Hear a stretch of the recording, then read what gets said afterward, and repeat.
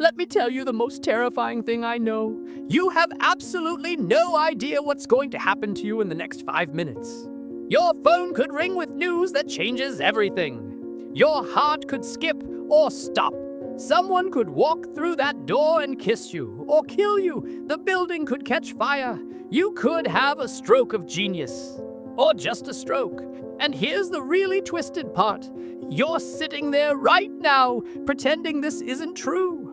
We've built this entire civilization, this whole elaborate game, on the desperate fiction that we can predict and control what's coming. Insurance policies, strategic plans, retirement funds, as if we could actually build a fortress against the fundamental fact that we don't know.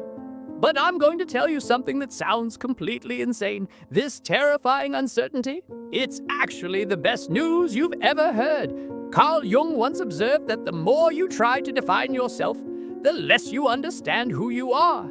And here's the thing, he wasn't being mystical or mysterious. He was being ruthlessly practical. Because life, you see, isn't a problem to be solved.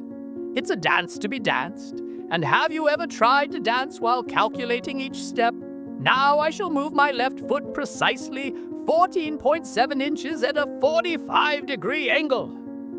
You'd look absolutely ridiculous. More importantly, you'd miss the music entirely. We're all walking around with this secret terror that somebody's going to find out we don't really know what we're doing, that we're making it up as we go along. Well, I've got news for you. Everybody's making it up as they go along. The president, your doctor, that supremely confident person at the cocktail party, all of them, winging it magnificently. But instead of celebrating this glorious improvisation, we pretend. Oh, how we pretend!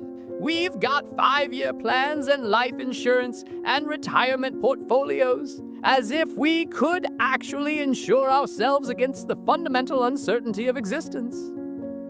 It's like trying to nail Jell-O to the wall. The moment you think you've got it secured, it's already oozing somewhere else.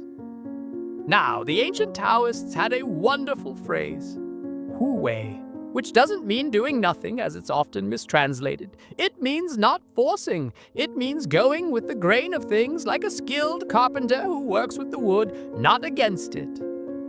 When you're uncertain, you're actually in harmony with the way things really are, because the universe itself doesn't know what it's going to do next. If it did, it would be frightfully boring, wouldn't it? Like watching a movie when you already know every line. Here's where it gets really interesting. The people who seem most at ease in life aren't the ones who have everything figured out. They're the ones who've given up trying to figure it all out. They've made friends with uncertainty. They surf it like a wave. I remember talking to a successful businessman who told me his secret. I make decisions quickly and change them slowly. When I asked him how he could be so confident without being certain, he laughed. Confident? I'm terrified half the time. But terror and excitement feel exactly the same in the body. The only difference is what story you tell yourself about those butterflies in your stomach. Think about that. Your body can't tell the difference between stage fright and falling in love, between anxiety about the future and excitement about possibilities. It's all the same adrenaline, the same quickened heartbeat. We're the ones who slap labels on these sensations and then torture ourselves with the labels we've chosen. The Zen masters have a saying, the pine teaches silence, the rock teaches stillness, and the water teaches us how to let go. Water doesn't know where it's going. It doesn't have a GPS or a roadmap.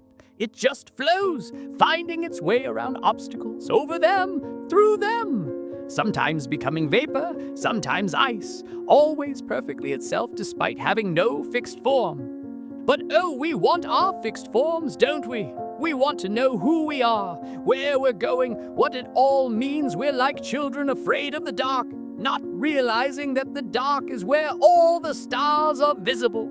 You want to know something funny? The word decide comes from the Latin decidere, which means to cut off. Every time you make a decision, you're cutting off possibilities. You're murdering potential futures. No wonder we find it so hard. We're not just choosing what to have for lunch. We're performing tiny executions all day long. But here's the secret, and please don't tell everyone because it would ruin the whole game. Uncertainty is where all the juice is. It's where creativity lives. You can't create something genuinely new if you already know what it's going to be. That would just be manufacturing, not creating. Watch a jazz musician improvise. They don't know what note is coming next. They're in conversation with uncertainty, dancing with it, romancing it, and what comes out? Magic. Pure magic. Try to plan jazz in advance, and you get elevator music. The same is true for conversation. The best conversations are the ones where you surprise yourself with what you say, where you hear yourself expressing ideas you didn't know you had. That can only happen when you're not following a script, when you're genuinely uncertain about what's coming next. Now, I can hear some of you thinking, that's all very well for jazz musicians and philosophers, but I have a mortgage to pay. I have children to raise. I can't just float around in uncertainty like some kind of cosmic jellyfish. And you're absolutely right.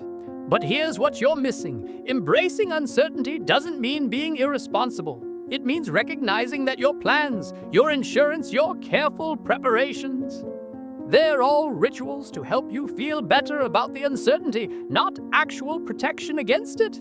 They're like Lucky Charms, and Lucky Charms work great as long as you don't mistake them for actual control. The truth is, you're already living with massive uncertainty. Your heart could stop beating in the next minute. An asteroid could hit the Earth. You could win the lottery, fall in love. Discover you're allergic to your favorite food.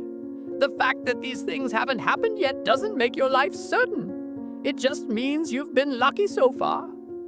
So what happens when you really, truly embrace this? When you stop fighting the fundamental uncertainty of existence? Something wonderful. You start to play instead of perform. You start to dance instead of march. The weight of having to know everything, control everything, predict everything, it just falls away. And what's left is a kind of lightness, a flexibility, a responsiveness to life as it actually is, not as you think it should be. Jung called this individuation, becoming who you really are.